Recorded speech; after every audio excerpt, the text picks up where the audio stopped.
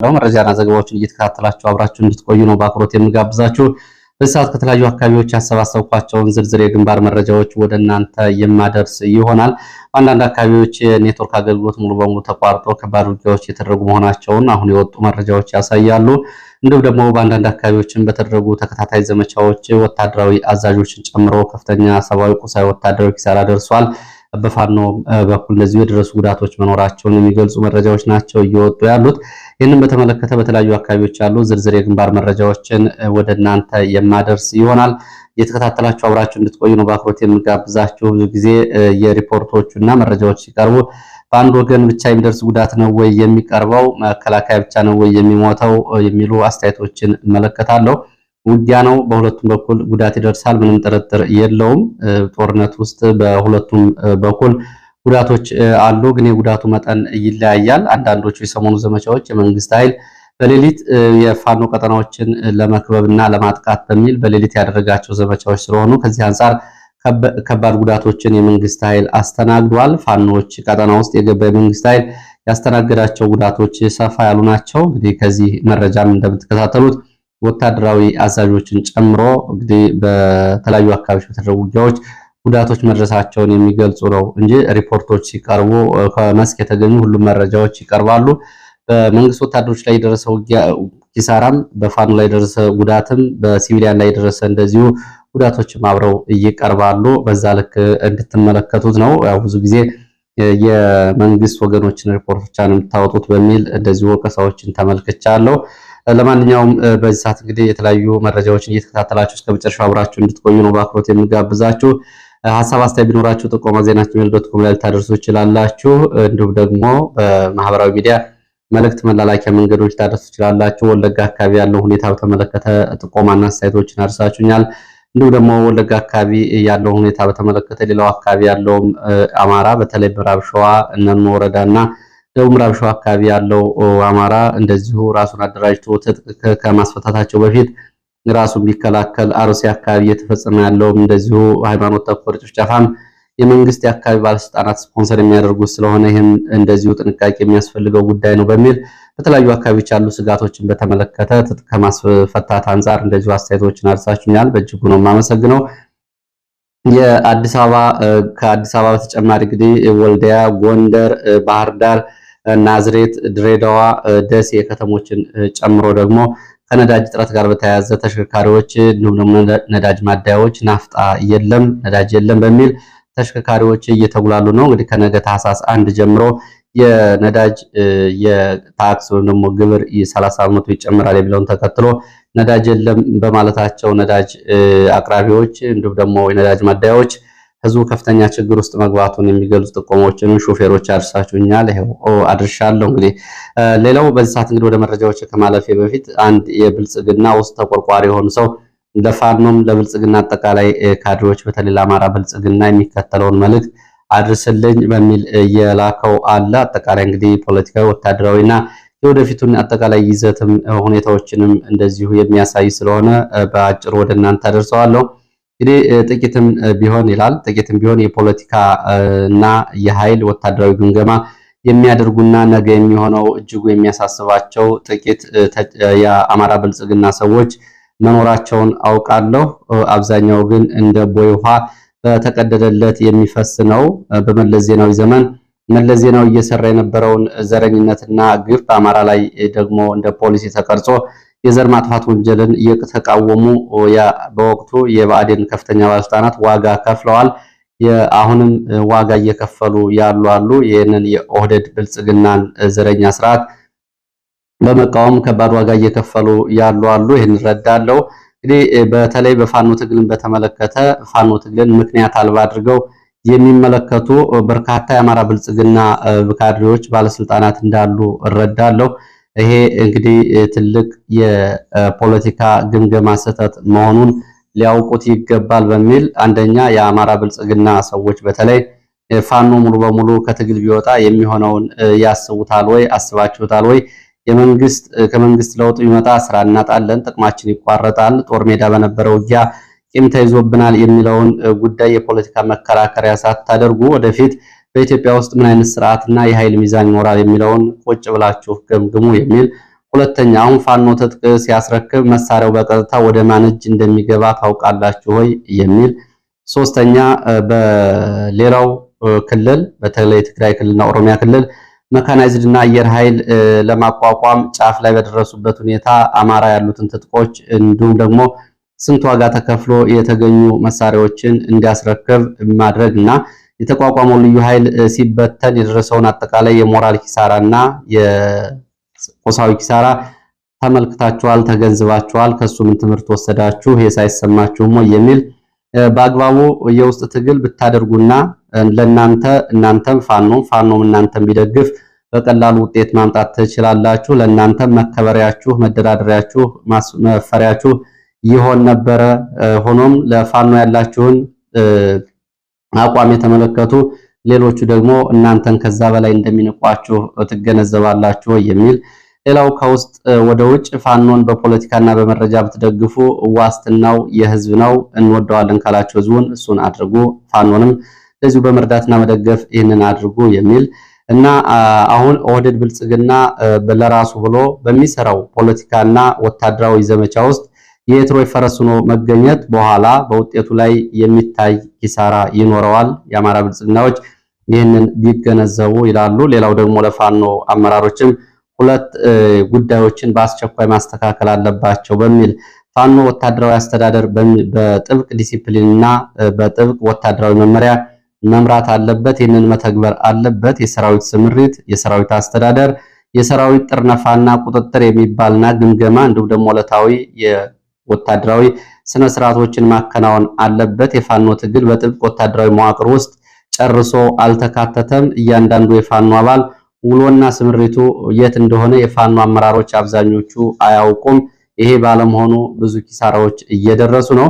የጦር መሳሪያ አስተዳደርን በተመለከተም ፋኖ የጦር መሳሪያ አስተዳደር በተመለከተ ከግል መሳሪያዎች የግል መሳሪያቸው ወደ ፋኖ ይዘው እስከገቡ በውጊያ የተገኙ መሳሪያዎችን ጨምሮ በአጠቃላይ የግልና የድርጅት የፋኖ ማለት ነው። ይህንን ጨምሮ የአርሶ አደሩንም በሚያስተዳድሩት ቀጠና ያለ የጦር መሳሪያ ከነፍስ ወከፍ እስከ ቡድን መሳሪያ ወጥ የሆነ የመሳሪያ አስተዳደር መተግበር አለበት። በየዕለቱ የመሳሪያ ቆጠራና የግምጃ ቤት ስራዎችና ክትትሎች ያስፈልጋሉ ይላሉ። ሌላው እንግዲህ በመከላከያ ግምገማ ፋኖ ውስጥ ሞርተር፣ ዲሽቃ፣ አርፒጂን ጨምሮ የቡድን መሳሪያዎችና የነፍስ ወከፍ መሳሪያዎች አሃዛዊ ቁጥሮች በግምት ወጥተዋል። ይህንን አሃዛዊ ቁጥሮች በተመለከተ እንግዲህ የቡድን መሳሪያዎቹ በብዙ ሺህ የሚቆጠሩ መሆናቸውን ነው። እንግዲህ ባለፈው ዓመት 800 ናቸው ብሎ ታሳስ ላይ መከላከያ ካወጣው ግምገማ አሁን በጥፍ አድገዋል ነው የሚሉት። እነዚህ የመሳሪያ አስተዳደር በተመለከተ ትልቅ ተቋም ሆኗል። ትልቅ የመሳሪያ አስተዳደርና የወታደራዊ አስተዳደር ያስፈልጋል። ሰሞኑን 5 ድሽቃዎች ይዘው ወደ ብልጽግና እጅ የሰጡት ከዚህ የመሳሪያ አስተዳደር እንዝላልነት የመጣ ነው። ብልጽግና ድሽቃ፣ ሞርተር፣ ብሬን፣ አርፒጂን የታጠቁትንና የያዙትን የነዚህን ተኳሾችን በተለየ መንገድ በቄስ በሸህ በሃይማኖት አባቶች በሚቀርቧቸው የብልጽግና ሰዎች በኩል ብዙ ሚሊዮን ብር ገንዘብ ኮሚሽን እንደሚከፍል እያባበላቸው ነው የሚገኘው። ስለዚህ ጥብቅ የመሳሪያ አስተዳደር መተግበር አለበት ብለዋል። እንግዲህ እነዚህ መሳሪያዎች የአማራ ሕዝብ ሀብት ናቸው። አንድም ከሕዝብ ተሰብስበው የተገዙ መሳሪያዎች፣ ሁለትም የአማራ ወጣቶች የነፍስ ዋጋ የደምና አጥንት ዋጋ ሆነው የተገኙ መሳሪያዎች ናቸው። እነዚህ መሳሪያዎች ለሚዋጋና ራሱን ለሚጠብቅ ሕዝብ ማቆየት ያስፈልጋል። እጅ ወደ ላይ ብሎ እጁን አንከርፎ እጅ የሚሰጥ ካለ እሱ መብቱ ነው። ሆኖም ግን መሳሪያዎችን ወስዶ ግን ለኦህዴድ ብልጽግና ማስረከብ የአማራን ሕዝብ ጠባቂ አልባ ማድረግ ስለሆነ ይሄ ሊታሰብበት ይገባል። አሁን የሚሰጡ መሳሪያዎች የቀጥታ መከላከያ ነው እየተረከባቸው ያለው። መከላከያ ደግሞ ይህንን እያደረገ ከአካባቢ ማህበረሰብ ትጥቅ እያስፈታ ነው የሚገኘው። ስለዚህ ይሄ በሁለቱም በኩል መስተካከል አለበት በሚል እንግዲህ አስተያየት አድርሰዋል። መሰረታዊ አስተያየት ነው። ወደ ግንባር መረጃዎች ነው የምንቀጥለው። ከዛ በፊት እንግዲህ ሰሞኑን በኦሮሚያ ክልል የመካናይዝድ ኃይል እንደገና እንዲደራጅ የሚልና የጦር መሳሪያ ግዢዎች ከምስራቅ አውሮፓና ከሩቅ ምስራቅ ሀገራት እየተፈጸሙ መሆናቸውን የወጡ መረጃዎች ማጋለጣቸው ይታወቃል። ወደ ግንባር ዝርዝር መረጃዎች ሲሄድ የግንባር መረጃዎች እንግዲህ ምስራቅ ጎጃም አካባቢ ያገኟቸው መረጃዎች ማስቀደም ጀምራለሁ። በምስራቅ ጎጃም ሸበል በረንታ፣ እነማይ፣ ቢቸናና አካባቢዎቹ ውጊያዎች፣ የደፈጣ ጥቃቶች መፈጸማቸውን የወጡ የ24 ሰዓት መረጃዎች ያሳያሉ። በእነዚህ በተፈጸሙ ወታደራዊ የደፈጣ ጥቃቶችና የተደረጉ የግንባር ውጊያዎች ሰብአዊ ቁሳዊና ወታደራዊ ኪሳራ ደርሷል። ቢቸና ከተማ ወደ ጨለሚት ተራራ ናፋፍ እንዲሁም ደግሞ ወይናሞ ተብሎ ወደሚጠሩ ሁለት አካባቢዎች በሌሊት ከተንቀሳቀሰ የመንግስት ኃይል ጋር በተደረገ ውጊያ በቁጥር ያልታወቀ ወታደራዊ ኪሳራ ደርሷል። ከቢቸና ለዘመቻ በሚል ነው ሌሊት የመንግስት ኃይል ወደ አካባቢ የተንቀሳቀሰው። በዘመቻው የመንግስት ወታደሮች ያጓጉዙ የነበሩ እንደዚሁ ተሽከርካሪ ላይም የቀጋ ተብሎ የሚጠራ ቦታም እንደዚሁ ጉዳት ደርሶበታል። በዲሽቃ በተፈጸመ ድንገተኛ ጥቃት የጉዳት መጠንና የጉዳቶቹን አሃዛዊ መረጃዎች በተመለከተ ከተለያዩ አካባቢዎች ይህንን በተመለከተ ማረጋገጥ አልተቻለም። ሌላው ሸበል በረንታ እዚሁ ምስራቅ ጎጃም ከወረዳው ዋና ከተማ የእዱሃ ወደ ገዳያሱ ለዘመቻ ከተንቀሳቀሰ የመንግስት ኃይል ጋር በተደረገው ውጊያ በመንግስት ወታደሮችም እንደዚሁ በፋኖ ላይም በተለያየ መጠን የሚገለጽ ጉዳት መድረሱን የመጡ መረጃዎች ያሳያሉ። የመንግስት ወታደሮች በንጹሃን ላይም ጭካኔ የተሞላበት ግድያ መፈጸማቸውንም የወጡ መረጃዎች ያሳያሉ። 5 አርሶ አደሮች እንደዚሁ መሳሪያቸውን ተነጥቀዋል። እዚህ አካባቢ ገዳያሱ ያለውን ውጊያ በተመለከተ የብልጽግና የአካባቢው ካድሮችና የብልጽግና ገጾች እንዲሁም ደግሞ የፋኖ መሪዎች ደግሞ የተለያዩ አሃዛዊ መረጃዎችን አውጥተዋል። የፋኖች እንግዲህ በአጠቃላይ ከመንግስት በኩል ደርሷል ያሉትን አሃዛዊ ኪሳራ ይፋ ሲያደርጉ የብልጽግና ገጾችም እንደዚሁ ያዝናቸው በሚል እንደዚሁ በፋኖ ላይ ጉዳት ደርሷል ሲሉ ያወጧቸው መረጃዎች አሉ። ሌላው እዚሁ ምስራቅ ጎጃም ከሞጣ ወደ ደብረ ወርቅ ብልጽግና ባለስልጣናት ታጅበው እንቅስቃሴ ለበነበሩበት ጊዜ በተፈጸመ ድንገተኛ የደፈጣ ጥቃት እንደዚሁ ጉዳት ደርሷል። ባለስልጣናቱን አጅቦ ከሞጣ ወደ ደብረ ወርቅ እየተንቀሳቀሱ በነበሩ ተሽከርካሪዎች ላይ ተከታታይ የደፈጣ ጥቃቶች ተፈጽመዋል። በሰዓታት ልዩነት ሁለት ቦታዎች ላይ ነው ጥቃት ተፈጸመው። አንደኛው ከፈለገ ብርሃን ከተማ አቅራቢያ ጭዬ ወንዝ ተብሎ የሚጠራው ባድማ ጫካ እየተባለ ከሚጠራው አካባቢ ረፋድ ላይ የደፈጣ ጥቃት ተፈጽሟል። በተመሳሳይ እንደዚሁ ሞጣ መገንጣያ ተብሎ የሚጠራው አካባቢ የደፈጣ ጥቃቶች ተፈጽመዋል። የነዚህን በተፈጸመው የደፈጣ ጥቃት የብልጽግና አመራሮችን አጅበው ሲሄዱ በነበሩ የመንግስት ወታደሮች እንዲሁም ደግሞ በብልጽግና ባለስልጣናት ላይ የደረሱ ወታደራዊ ኪሳራዎች በውል አልታወቁም። የብልጽግና ባለስልጣናት ግን የደፈጣ ጥቃቶችን ተከትሎ ዋናውን መንገድ ለቀው በሌላ አካባቢ ስለመንቀሳቀሳቸውም የወጡ መረጃዎች ያሳያሉ። ወደ ጎንደር ስንሄድ ወደ ማዕከላዊ ጎንደር በወገራ ወረዳ ዛሬ ከማለዳ ጀምሮ ውጊያ እየተደረገ መሆኑን የሚገልጽ መረጃ ወጥቷል።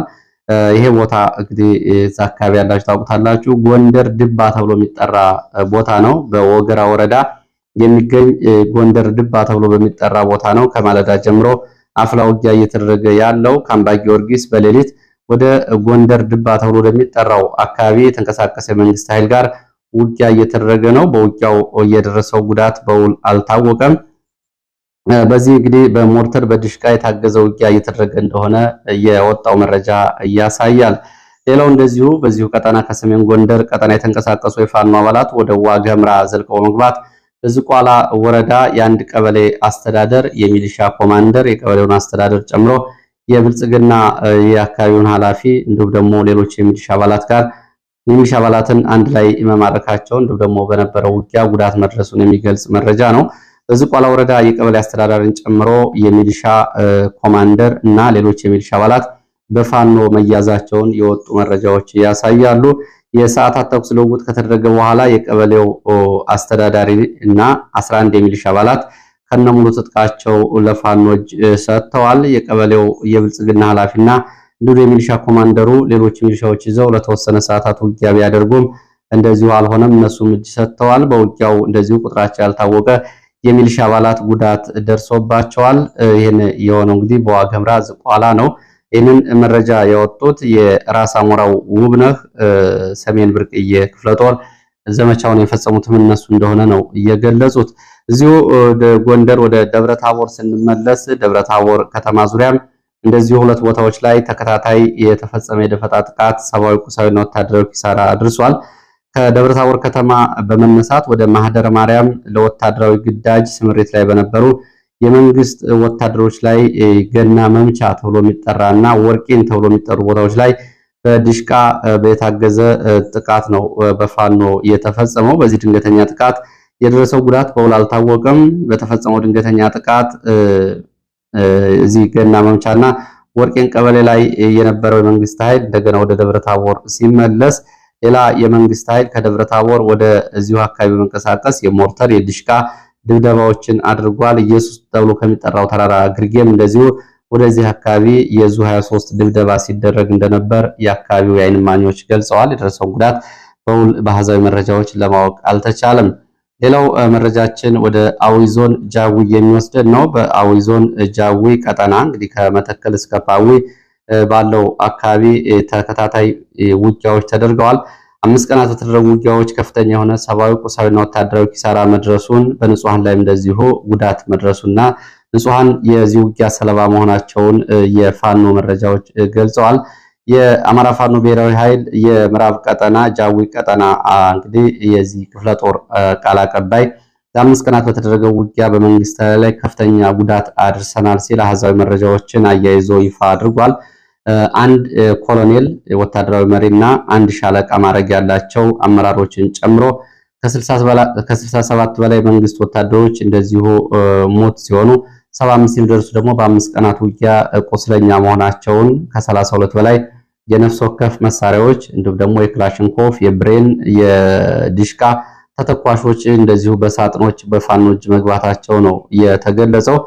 በተለይ ዘንዘን ተብሎ በሚጠራ ቦታ ለተከታታይ ሰዓታት በተደረገ ውጊያ በተለይ ከበባ ውስጥ የገባ መንግስት ኃይል ጋር በተደረገ ውጊያ እንደዚሁ ጉዳት ደርሷል። በዚህ ቦታ ላይ በተደረገው ውጊያ ነው በስም የተጠቀሱ ኮሎኔልና የሻለቃ መሪዎች ጉዳት የደረሰባቸው። ይህንን ተከትሎ በሄሊኮፕተር ቁስለኞቹን ከአካባቢው አንስተዋል ነው የተባለው። መንግስት በዚህ ዘንዘን ተብሎ የሚጠራው አካባቢ ወታደራዊ ሄሊኮፕተር በማረፍ ወታደራዊ መሪዎቹን አንስቶ ወደ ሕክምና ወስዷል።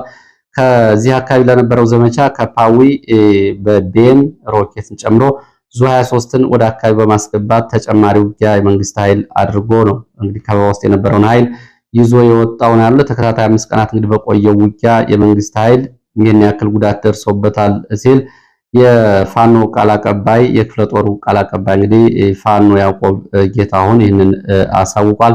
አሃዛዊ መረጃዎቹ የፋኖ ያዕቆብ ጌታሁን ናቸው። ሌላው ወደ ፍኖተ ሰላም ዙሪያ የሚወስደን ነው። ፍኖተ ሰላም ዙሪያ አንድ የ2 ዓመት ህፃንና የ60 ዓመት አዛውንትን ጨምሮ 3 ሰዎች በመንግስት ወታደሮች መገደላቸው ነው የተሰማው። በምዕራብ ጎጃም ጃቢ ጠናን ወረዳ ከፍኖተ ሰላም በቅርብ ርቀት በሚገኙ ቦታዎች ነው ይሄ የሆነው። በአካባቢው እንግዲህ ፋኖን ጋር ዋጋለሁ በሚል ወደ አካባቢ የመገባ የመንግስት ኃይል የ2 ዓመት ህፃንን ጨምሮ የ60 ዓመት አዛውንት በጭካኔ ገድለዋል። ሌላው መረጃችን ወደ ደቡብ ወሎ የሚወስደን ነው። ደቡብ ወሎ ደሴ ዙሪያ እንግዲህ ብዙ ጊዜ በዚህ ጦርነት ውስጥ ብዙ ጊዜ ያው ከውጊያ ቀጠና ውጭ ከሆኑት የአማራ ክልል አካባቢዎች ደሴና ኮምቦልቻ ይገኙበታል። አልፎ አልፎ ደሴ ዙሪያ ከሚደረጉ ውጊያዎች ውጭ እንደ ጎንደር፣ ባህር ዳር፣ ደብረ ማርቆስ፣ ደብረ ታቦር ለመሳሰሉት ከተሞች ትልልቅ ውጊያዎች በከተማው ውስጥ ላለፉት 2 ዓመታት ተደርገው አያውቁም። በከተማው አቅራቢያም እንደዚሁ ጫና የፈጠሩ ውጊያዎች ተደርገው አያውቅም። ሰሞኑን እንግዲህ በደሴ ዙሪያ እንደዚሁ በተከታታይ የሚደረጉ ድንገተኛ ማጥቃቶች አሉ። ከሚሊሻ ጋር የሚደረጉ ውጊያዎች ግን ያው ቀጥለዋል። በትላንትናው ዕለት በደሴ ከተማ በቅርብ ርቀት በምትገኘው ሞቴ ተብላ በምትጠራ አነስተኛ ከተማ የጊዜያዊ ካምፕ እያቋቋመ በነበረ የመንግስት ኃይል ላይ በተለይ አድማ ብተና አባላት ላይ ድንገተኛ ጥቃት መፈጸሙ ነው የታወቀው። በአማራ ፋኖ ብሔራዊ ኃይል ምስራቅ እዝ ፋኖ ድንገተኛ ጥቃት መፈጸሙን የገለጹት የመረጃ ምንጮች ጥቃቱ የተፈጸመው አድማ ብተናው ጊዜያዊ ካምፕ በዚች ከተማ እያቋቋመ በነበረበት ጊዜ ነው። ጥቃቱን ተከትሎ እንግዲህ ድንገተኛ ጥቃቱን ተከትሎ የመንግስት ኃይል ወደ ጊዜያዊ ካምፑን ጥሎ ወደ ደሴ ከተማ ሸሽቷል። የደረሰው ጉዳት አልታወቀም በዝርዝር። ይሄ አዲስ ካምፕ ሊቋቋም በነበረበት ጊዜ ነው ይሄ የሆነው። ካምፑን ጥሎ የወጣ የመንግስት ኃይል አመሻሹ እንደዚሁ ተጨማሪ ኃይል ይዞ ወደ አካባቢ ስለመመለሱ የመረጃ ምንጮች ገልጸዋል። ይሄ የሆነው ትላንትና ህዳር 29 2018 ረፋድ ላይ እንደሆነ የመረጃ ምንጮቹ አረጋግጠዋል። ሌላው መረጃችን እንደዚሁ ወደ ወለጋ የሚወስደን መረጃ ነው። በወለጋ በተለያዩ አካባቢዎች እንደዚሁ ትጥቅ እናስፈታለን ብሎ መንግስት ያወጀውን ጦርነት ተከትሎና የልዩ ኦፕሬሽን ባሉት ጦርነት በአካባቢው ትጥቅ አናስረክብም ያሉ የአማራ አርሶ አደሮች ራሳቸውን እየተከላከሉ ነው የሚገኙት። በእነዚህ አርሶ አደሮች ላይ ላለፉት 2 ዓመታት በድሮንም ጭምር የታገዘ ውጊያ ነው ሲደረግ የቆየው። አሁን ደግሞ በአይነቱ ለየት ያለ ውጊያ በተለይ በኪረሙ ወረዳና በጊዳያና ወረዳዎች ዛሬ ከባድ ውጊያዎች የተደረጉ መሆናቸው ነው የተገለጸው። ኪረሙ ወረዳ ሙሉ በሙሉ ስልክ አገልግሎት ተቋርጧል። ከትላንትና መሻሽ ጀምሮ ባጊን፣ ሻሾበር፣ ቡሬ ሚካኤል ጨምሮ በተለይ እስከ ሃሮ አዲስ ዓለም ድረስና እስከ ወረዳው ዋና ከተማ ድረስ ከባድ ውጊያዎች እየተደረጉ መሆናቸውን እንደዚሁ በአካባቢው የወጡ መረጃዎች ያሳያሉ። እስከ ወረዳው ከተማ ድረስ በቀጠለው ውጊያ የደረሰው ጉዳት በዝርዝር አልታወቀም። ትምህርት ቤቶችም እንደዚሁ የመንግስት ወታደሮች ካምፕ ማድረጋቸው ጉዳት ደርሶባቸዋል። ከዛ ባሻገር በሌላው ጊዳያና ወረዳ አሊ ቀበሌ ወደ ቆቆፌ ተብሎ ወደሚጠራው አካባቢ ዛሬ ከማለዳ ጀምሮ ወደ አካባቢው የመንግስት ኃይል ከባድ ዘመቻ ከፍቷል። ከባድ ውጊያ እየተደረገ ነው። ከቆቆፌ ወደ አሊ ቀበሌ እነዚህ አብዛኞቹ እንግዲህ የአማራ አርሶ አደሮች የሚኖሩባቸው አካባቢዎች ናቸው። በተከፈተ ዘመቻ ነው እንግዲህ ውጊያው የተቀሰቀሰው። መከላከያ፣ የኦሮሚያ ልዩ ኃይል፣ ጋቸና ሴርና ረጲ ኦላ እንዲሁም ደግሞ በሌሎች የብልጽግና አካባቢና የቄሮ ሰራዊት የሚባለው ጭምር ነው የተንቀሳቀሰው። እነዚህ ውጊያዎች ለየት የሚያደርጋቸው እንግዲህ እነዚህ የአማራ አርሶ አደሮች አካባቢውን ለቀው ከሄዱ ከኋላ የሚከተለው የቄሮ ሰራዊት የሚባለውና የአካባቢው የብልጽግና ባለስልጣናት የሚያሰማሩት አካል ንብረታቸውን ያወድማል፣ ንብረታቸውን ይዘርፋል፣ ቤታቸውን ያቃጥላል፣ አካባቢው ለቀው እንዲሄዱ ያደርጋል። ይሄ እንግዲህ የተቀናጀ ዘመቻ ነው። ከዛ ባሻገር እንግዲህ አርሶ አደሮችም ለቀው ቢሄዱ አሁን ደግሞ ለሚሊሻ ቀለብ ይሆናል በሚል የደረሰ አዝመራቸውም ተጭኖ ይወሰዳል። ስለዚህ አርሶ አደሮቹ ያላቸው ምርጫ እዛው እንግዲህ ህይወታቸው እስኪያልፍ ድረስ መፋለም ነው። ወለጋ አካባቢ ያለው ሁኔታ እጅጉን አሳዛኝ ነው። ራስን የመከላከል የተፈጥሮ ኃላፊነት ነው ግዴታቸው ነው እየተወጡ ያሉት። ራስን መከላከል ሲባል እንግዲህ ከሌላውም አካባቢ በአንጻራዊነት ይለያል። አንድ አርሶ አደር መሳሪያ ከእጁ ላይ ቢወድቅና መሳሪያ ባይኖረው አይኑ እያየ በህፃናት ልጆቹ ላይ በቤቱ ላይ በሚፈጸመውን ሰቆቃ ካሁን በፊት ባይናቸው አይተዋል። መከላከያ ይጠብቀናል በሚል በርካቶቹ መሳሪያ ካስረከቡ በኋላ የሸኔ ታጣቂዎች እንዲሁም ደግሞ ከሸኔ ጋር በትይዩ የሚሰሩ ሌሎቹ የጋቸና ሴርና ረጲዮላ እንዲሁም ደግሞ ኮሬ ነገያን የመሳሰሉት ቡድኖች አሰቃቂ ጭፍጨፋዎችን ነው እየፈጸሙባቸው። ውጊያው እየተደረገ ያለው እንግዲህ ሪሶርስን ወይም ደግሞ አካባቢ ያለውን አማራ ለማፈናቀልና ሀብት ለመውረስ መሆኑ መታወቅ አለበት። ከዛ ባለፈ ጽንፈኛ ሌላ የሚለው ወለጋ አካባቢ በፍጹም የሚሰራ አይደለም። ራሳቸውን ለመከላከል አርሶ አደሮች እያደረጉ ያሉት ጉዳይ ነው። ይሄ በደንብ መታወቅ አለበት። ዓለም አቀፍ ማህበረሰቡ ሚዲያዎችን በዚህ ልክ ነው ማየት ያለባቸው። እዚህ አካባቢ የደረሰው ግፍና ሰቆቃ ይታወቃል። አሁን አርሶ አደሮች ወደ አማራ ክልል ሄደው ተፈናቃይ ጣቢያዎች ሞልተዋል። ሄደውም ያዩትን አይተዋል። ስለዚህ ያላቸው ምርጫ ንብረታቸውን እየጠበቁ ህይወታቸው እስኪያልፍ ድረስ መፋለም ነው። ይሄ ነው እየሆነ ያለው። ወደ አፍሪካ ቀንድ መረጃችን እሄዳለሁ። የመጨረሻው መረጃችን ነው አፍሪካ ቀንድ። እንግዲህ ያው ያልተረጋጋው የአፍሪካ ቀንድ ላይ በትላንትናው ዕለት ጁባላንድ አንድ ውሳኔ ያሳልፋለች። ጁባላንድ እንግዲህ እስካሁን ድረስ በሞቃዲሾ የፌዴራል መንግስት ስር የምትተዳደር ራስ ገዝ ነበረች። ከትላንት ጀምሮ ግን የምክር ቤቷ የህግ ማሻሻያዎችን የህገ መንግስት አንቀጽ ማሻሻያዎችን አድርጓል። ራሷን የቻለች ሉዓላዊ ሀገር የሚያደርጋትን ውሳኔ ነው እየወሰነው። እስካሁን ድረስ እንግዲህ በሶማሌ ፌዴራል ሞቃዲሾ ስር ማለት ነው የነበረችው ጁባላንድ ከባለፈው ዓመት ጀምሮ ከሞቃዲሾ ጋር በምርጫ ጋር በተያያዘ እንደዚሁ ደም አፋሳሽ ጦርነት ውስጥ መቆየታቸው ይታወቃል። በትላንትናው ዕለት የጁባላንድ ምክር ቤት ጁባላንድ የሞቃዲሾ የፌዴራሉ አካል መሆኗን የሚገልጹ የህገ መንግስት አንቀጾች ሙሉ በሙሉ እንዲሰረዙና እንዲወጡ አድርጓል። ጁባላንድ ራስ ገዝ የፌዴራል አካል የሚለው ስያሜም ሙሉ በሙሉ እንዲቀርና የጁባላንድ መንግስት ወይም ደግሞ የጁባላንድ ሉዓላዊ ግዛትና መንግስት ተብሎ እንዲጠራ አንቀጾቹ ተሻሽለዋል።